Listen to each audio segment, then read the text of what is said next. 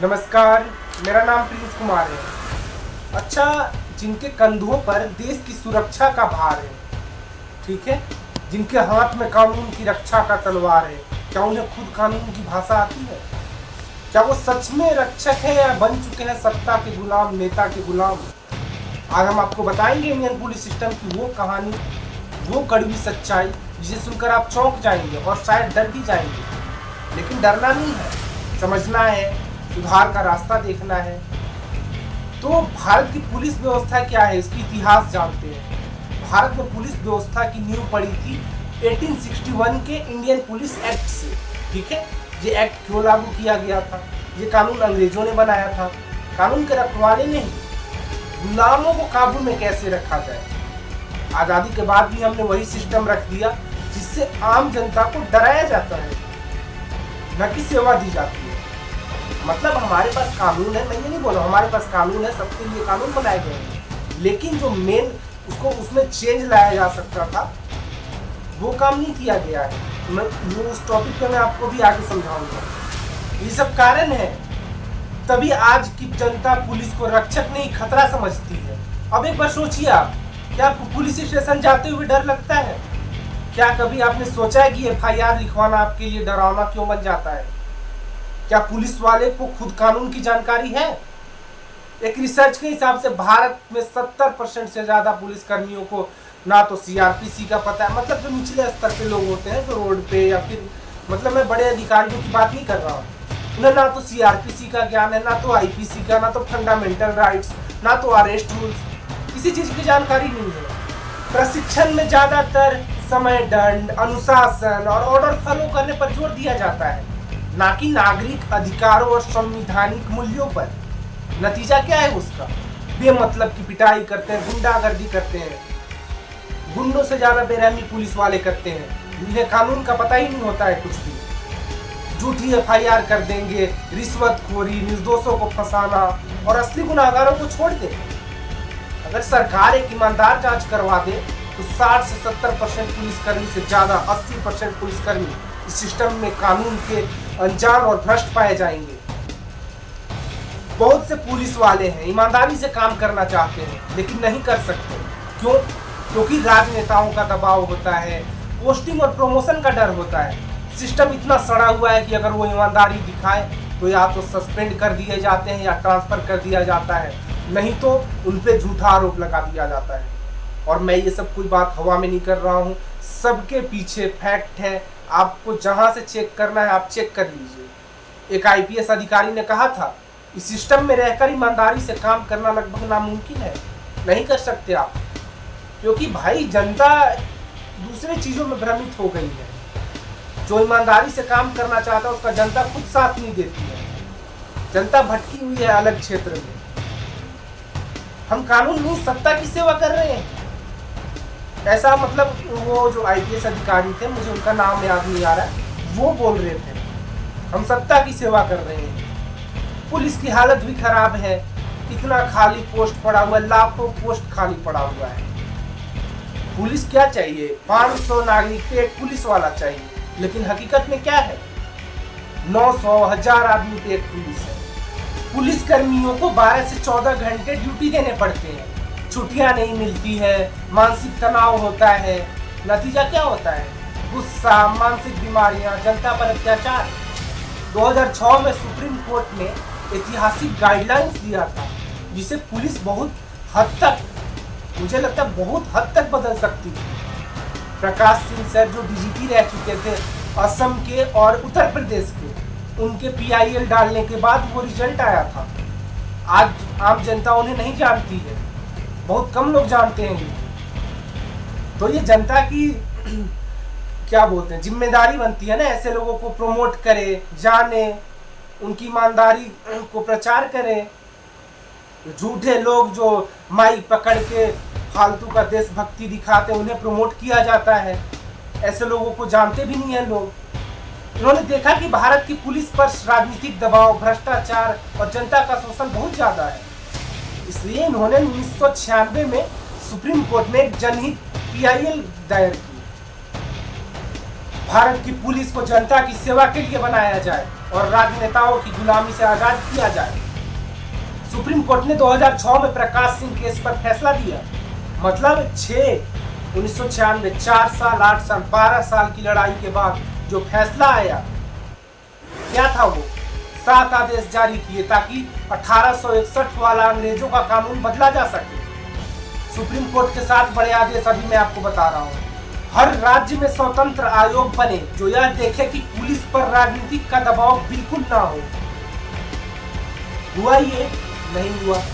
2006 में लागू हुआ था ना। जैसे नेशनल एजुकेशन पॉलिसी को लागू हुए 5 साल हो गया, लेकिन उसका कोई रिजल्ट नहीं है। ऐसे ही होगा, नहीं होगा कुछ भी।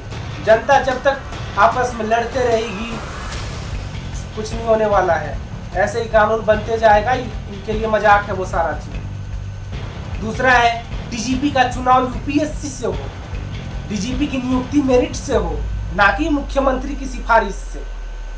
डीजीपी का कार्यकाल कम से कम 2 साल हो, ताकि अच्छे अफसर को काम करने की समय मिले। क्या होता है, एक अफसर अच्छा काम करने चलता है, तुरंत प्रमोशन, ट्रांसफर, धमकी। नहीं, सॉरी, प्रमोशन तो उन्हें नहीं मिलता। प्रमोशन तो जो चापलूसी करता है नेता का, उसे मिलता है ना। एसपी एसएचओ का भी कार्यकाल कम से कम 2 साल का हो, ताकि थानों में बार बार ट्रांसफर ना हो और जनता की सेवा कर सके। पुलिस इस्टेब्लिशमेंट बोर्ड बने, पुलिस की पोस्टिंग, ट्रांसफर खुद पुलिस विभाग करे, ना कि नेता का उसमें दखल अंदाजी हो। पुलिस कंप्लेंट अथॉरिटी बने, हर जिले और राज्य में ऐसी संस्था हो जहां आम आदमी पुलिस के खिलाफ शिकायत कर सके। इन्वेस्टिगेशन और लॉ ऑर्डर को अलग किया जाए, ताकि हत्या, बलात्कार, भ्रष्टाचार जैसे मामलों की तेज जांच और निष्पक्ष जांच हो। फिर क्या हुआ है ना, ये सवाल उठता है ना, क्या हुआ फिर? 2006, आज क्या है? 6, 4, 10, 14 और 5, 19 साल। ठीक है, 18 साल मान लेते हैं। 2006 में सुप्रीम कोर्ट ने सभी राज्य को आदेश दिया कि 6 महीने में ये सुधार लागू करें। लेकिन सच्चाई क्या है? राज्य ने क्या किया? राज्य सरकार ने, कुछ राज्यों ने दिखावे के लिए सुधार किए, कागज पर आयोग बना दिया। अधिकतर राज्यों ने मना ही कर दिया। क्या बताऊं। केंद्र सरकार आज तक एक मजबूत मॉडल पुलिस एक्ट नहीं लागू कर सकी है। राजनेताओं और नौकरशाहों ने मिलकर इस सुधार को रोक दिया, क्योंकि अगर पुलिस स्वतंत्र हो जाएगी तो नेता गलत काम नहीं कर पाएंगे और अफसर चापलूसी नहीं कर पाएंगे। इतनी तानाशाही करते हैं ये, लोकतंत्र की हत्या कर रहे हैं। और आम जनता सवाल कर दो तो भाई हम देशद्रोही हो जाते हैं। सुप्रीम कोर्ट के आदेश को मजाक में लिया जाता है। क्या बोल सकते हो?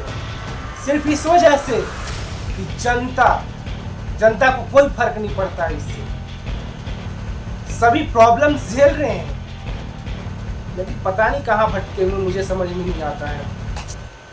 पुलिस जनता की सेवक होनी चाहिए, लेकिन वो क्या बनी है?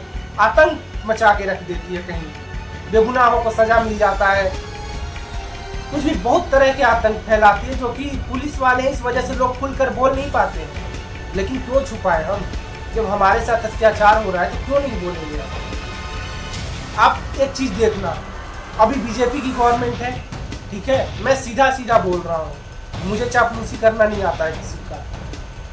बीजेपी की गवर्नमेंट है, ज्यादातर ईडी, सीबीआई सबकी जांच किसके खिलाफ पड़ती है? अपोजिट साइड की सरकार के खिलाफ, उनके नेताओं के खिलाफ। क्यों नहीं अपने नेता के खिलाफ वो जांच बैठवाते हैं? कई आरोप लगता है कि जांच क्यों नहीं बैठवाते हैं? क्योंकि उनकी सरकार बदनाम हो जाएगी। और पुलिस और सीबीआई सबका काम इसी मोटिव से लिया जाता है, उनका यूज इसी तरह से किया जाता है। भाई बहुत गलत दलदल में फंस चुके हैं हम लोग। खैर वो सब तो है ही, वो सबको पता है, भले ही लोग खुलकर ना बोले, अब समझ चुके हैं लोग। खुलकर नहीं बोलते हैं, बस 1-2 लोग बोलते हैं, उनका आवाज दबा दिया जाता है। तो हम लोग समाधान देखते हैं, क्या कर सकते हैं हम लोग। सुप्रीम कोर्ट की गाइडलाइंस को सख्ती से लागू करवाना होगा, ठीक है। पुलिस ट्रेनिंग में कानून, मानव अधिकार, व्यवहार और संवैधानिक मूल्यों को पढ़ाया जाए। ये जरूरी चीजें हैं। और जिन्हें लग रहा होगा कि पुलिस है तो उन्हें पता होगा, तो भारत में जांच कराया जाए। अगर 70 से 80% जो निचले स्तर के कर्मचारी ऑफिसर हैं, वो अगर कानून के मानव अधिकार, व्यवहार कानून, सीआरपीसी और आईपीसी, अगर इनकी नॉलेज है उन्हें, तो आप मेरे खिलाफ एक्शन ले सकते हैं, लेकिन बशर्ते जांच निष्पक्ष हो। आप जिससे क्या बोलते हैं जांच करवा रहे हो वो भ्रष्ट नहीं होने चाहिए। मैं दावे के साथ कह सकता हूँ, नहीं मालूम है, हर थाने में CCTV, public feedback, external review system और हर एक पुलिस वाले के पास बॉडी कैमरा हो, ताकि ना तो उसके साथ कोई जाति हो, ना तो वो जनता के साथ कोई जाति कर पाए। ये बहुत जरूरी चीज है। पुलिस कंप्लेंट कमीशन हर जिले में बने जो जनता की सुनवाई करे। प्रोमोटिंग पोस्टिंग का पूरी तरह मेरिट बेस्ड सिस्टम लागू हो। पब्लिक में वुमेन रेशियो बढ़ाया जाए, पुलिस में वुमेन रेशियो बढ़ाया जाए, जेंडर सेंसिटिविटी आए, जनता को भी अपने अधिकार जानने की ट्रेनिंग दी जाना चाहिए। अवेयरनेस टाइप में थाना में लगा हुआ है, सड़क पे लगा हुआ है, उस टाइप में मतलब जनता को अवेयरनेस दिया जाए, कानून का पाठ पढ़ाया जाए। क्या ऐसा नहीं हो सकता है कि पुलिस और जनता दोनों एक दूसरे की ताकत बने, ना कि डर हो जाए? ऐसा सिस्टम बने ताकि एक ईमानदार अफसर को डर ना हो, अपना काम वो खुलकर कर सके, जो उसको कानून ने अधिकार दे रखा है वही काम करे, ना कि नेता की गुलामी करे। और इसका बदलाव कोई ऐसे गाली दे करके नहीं हो सकता है। जनता की जागरूकता, न्यायपालिका की मजबूती और सेंट्रल गवर्नमेंट का प्रेशर होना चाहिए, स्टेट गवर्नमेंट। ये जो मनमानी करते हैं ना, इनका पूरा का पूरा बजट रोका जाए, सारी मनमानी दूर हो जाएगी। ये नहीं रोक सकते, सब आपस में मिले हुए होते हैं, कहाँ से रोक देंगे? उसके बाद ईमानदार नेतृत्व सही होगा, ये चीज मानना पड़ेगा। आपसे अपील है, अगर आप चाहते हैं कि इस देश की पुलिस व्यवस्था सुधरे, तो ये वीडियो हर इंसान तक पहुंचाइए, नेताओं को टैग करिए, सवाल पूछिए और पुलिस सुधार की आवाज उठाइए। धन्यवाद।